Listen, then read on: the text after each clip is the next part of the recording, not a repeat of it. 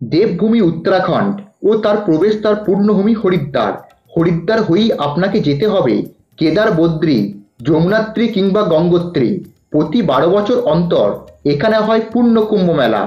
মা গঙ্গা তার দীর্ঘ পার্বত্য পথ অতিক্রম করে হরিদ্বারে এসে স্বস্তির নিঃশ্বাস ফেলে, আর এখানেই পুণ্য স্নান করে মানুষ মোক্ষ লাভ করে।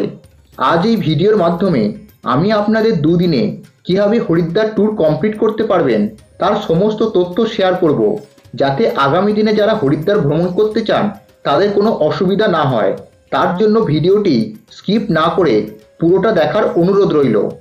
আজকে আমরা যে বিষয়গুলি নিয়ে আলোচনা করব সেগুলি হলো আপনারা কিভাবে হরিদ্বারে পৌঁছাবেন, আপনাদের ট্যুর প্ল্যান কী হবে, হরিদ্বারে কোথায় থাকবেন, আপনারা কোন কোন জায়গায় ঘুরবেন, হরিদ্বার যাওয়ার সঠিক সময়, সবচেয়ে গুরুত্বপূর্ণ পয়েন্ট হচ্ছে আপনাদের কত টাকা খরচ হবে। ভিডিও শুরু করার আগে আপনাদের কাছে একটাই রিকোয়েস্ট, চ্যানেলে যদি নতুন হয়ে থাকেন তো চ্যানেলটিকে সাবস্ক্রাইব করে পাশে রাখা বেল আইকন ক্লিক করতে ভুলবেন না। এই রকম ইনফরমেশন ভিডিও আমি আমার চ্যানেলে নিয়ে আসি। আপনাদের একটি সাবস্ক্রাইব আমাদের মতন ছোট ইউটিউব চ্যানেলকে এগিয়ে নিয়ে যেতে সাহায্য করে। চলুন ভিডিও শুরু করা যাক।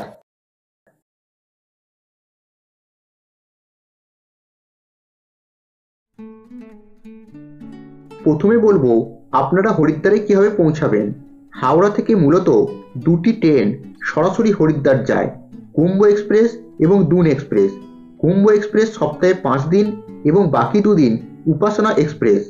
দুপুর 1টায় হাওড়া ছেড়ে পরের দিন বিকেল 3:50-এ হরিদ্বারে পৌঁছায় এবং দুন এক্সপ্রেস রাত্রি 8:25-এ হাওড়া ছেড়ে একদিন পর সকাল 4:13-তে হরিদ্বার পৌঁছায়। এছাড়া আপনি ট্রেনে প্রথমে দিল্লি এবং দিল্লি থেকে আবার ট্রেন অথবা বাসে হরিদ্বারে পৌঁছাতে পারেন। হরিদ্বারে পৌঁছে আপনাদের প্রথমে হোটেল নিতে হবে।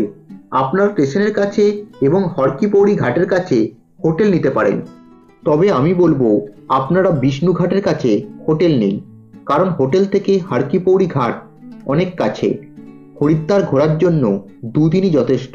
প্রথম দিন সকাল সকাল হরিদ্বারে পৌঁছে হোটেলে চেক আউট করে নিন, তারপর ব্রেকফাস্ট সেরে পৌঁছে যান হরকি-পৌড়ি ঘাটে। এখানে ভক্তদের জন্য তৈরি নিঃশুল্ক জুতো কাউন্টারে আপনাদের চটিজোড়া জমা রেখে সেরে ফেলুন গঙ্গার পূর্ণ স্নান। হরকি-পৌড়িতে স্নান করার জন্য ব্রহ্মকুণ্ডের দুপাশে ব্রহ্মকুণ্ড ঘাট ও ঘণ্টাগড় ঘাট দুটোই কিন্তু পুণ্যার্থীদের কাছে সমান জনপ্রিয়, তাই আপনারা এই দুটি ঘাটের যে কোনো একটি ঘাটে এসে স্নান সেরে ফেলুন। এরপর ব্রহ্মকুণ্ডের ঘাটের পাশেই অবস্থিত প্রাচীন গঙ্গা মন্দিরটি দর্শন করে ফিরে আসুন হোটেলে।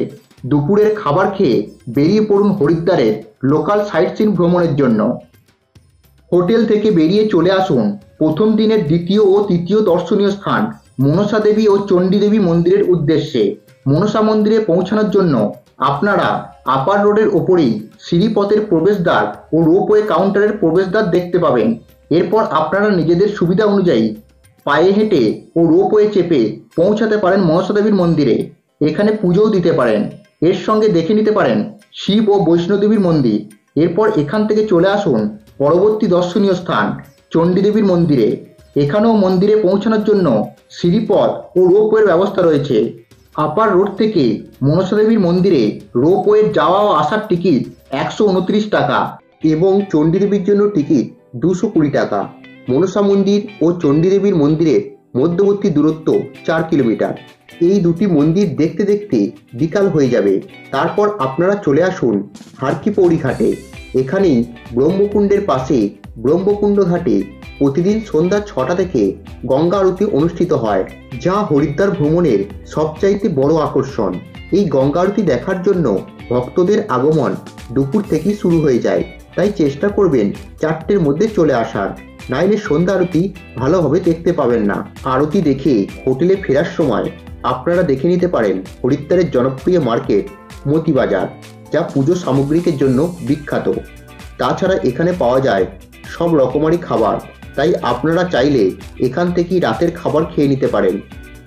পরের দিন অর্থাৎ দ্বিতীয় দিন সকালবেলায় স্নান ও ব্রেকফাস্ট সেরে বেরিয়ে পড়ুন হরিদ্বারের মন্দিরগুলি দর্শন করার জন্য। ওই দিন অটো বা বিক্রম রিজার্ভ করে হরিদ্বারের 7টি জনপ্রিয় মন্দির ঘুরে দেখুন। একটি অটো বা বিক্রম রিজার্ভ করতে খরচ হবে 400 থেকে 600 টাকার মতন এবং সময় লাগে 4 থেকে 4.5 ঘন্টার মতন। আপনাদের প্রথম দর্শনীয় স্থানটি হলো পবনধাম মন্দির। এই মন্দিরটি হারকি পৌড়ি থেকে 3 কিলোমিটার দূরে অবস্থিত। এখানে প্রবেশ করতে কোনো টিকিট মূল্য লাগে না। পরবর্তী দর্শনীয় স্থানটি হলো বৈষ্ণোদেবী মন্দির। হারকি পৌড়ি থেকে 3.5 কিলোমিটার দূরে অবস্থিত এই মন্দিরটিতে কোনো প্রবেশ মূল্য লাগে না। এখান থেকে একটু এগোলেই পড়বে ভারত মাতা মন্দির। এই মন্দিরটি 8 তলা বিশিষ্ট। এখানে লিফটের ব্যবস্থা রয়েছে, তার মূল্য 5 টাকা। এরপর চলে আসুন সপ্তর্ষি আশ্রম, যা হারকি পৌড়ি থেকে 4 কিলোমিটার দূরে অবস্থিত। এখানে কোনো এন্ট্রি ফি লাগে না। এরপর চলে আসুন শান্তিকুঞ্জ আশ্রম, যা হারকি পৌড়ি থেকে 5 কিলোমিটার দূরে অবস্থিত। এই আশ্রমটির প্রতিষ্ঠাতা হলো পণ্ডিত শ্রী রাম শর্মা আচার্য, যিনি ছিলেন একজন স্বাধীনতা সংগ্রামী ও দার্শনিক। এরপর আপনাদের পরবর্তী গন্তব্য মায়াদেবীর মন্দির, যা হারকি পৌড়ি থেকে 2.5 কিলোমিটার দূরে অবস্থিত। এখান থেকে চলে আসুন আজকের শেষ দর্শনীয় স্থান দক্ষ মহাদেব মন্দির, যা হারকি পৌড়ি থেকে 5.5 কিলোমিটার দূরে অবস্থিত। এখান থেকে চলে আসুন হোটেলে এবং ব্যাগপত্র গুছিয়ে বেরিয়ে পড়ুন হরিদ্বার স্টেশনের উদ্দেশ্যে। হরিদ্বার স্টেশন থেকে প্রতি রাতে 10টা বেজে 18 মিনিটে দুন এক্সপ্রেস এবং 11টা বেজে 43 মিনিটে উপাসনা কিংবা কুম্ভ এক্সপ্রেস কলকাতার উদ্দেশ্যে রওনা দেয়।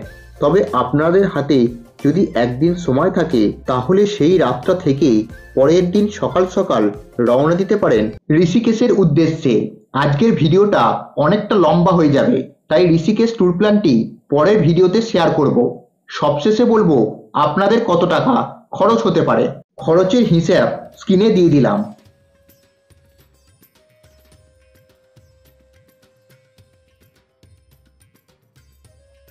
ভিডিওটি কেমন লাগলো কমেন্ট করে অবশ্যই জানাবেন। আর চ্যানেলে যদি নতুন হয়ে থাকেন তো চ্যানেলটিকে সাবস্ক্রাইব করে পাশে থাকবেন। আবার দেখা হচ্ছে পরবর্তী পর্বে।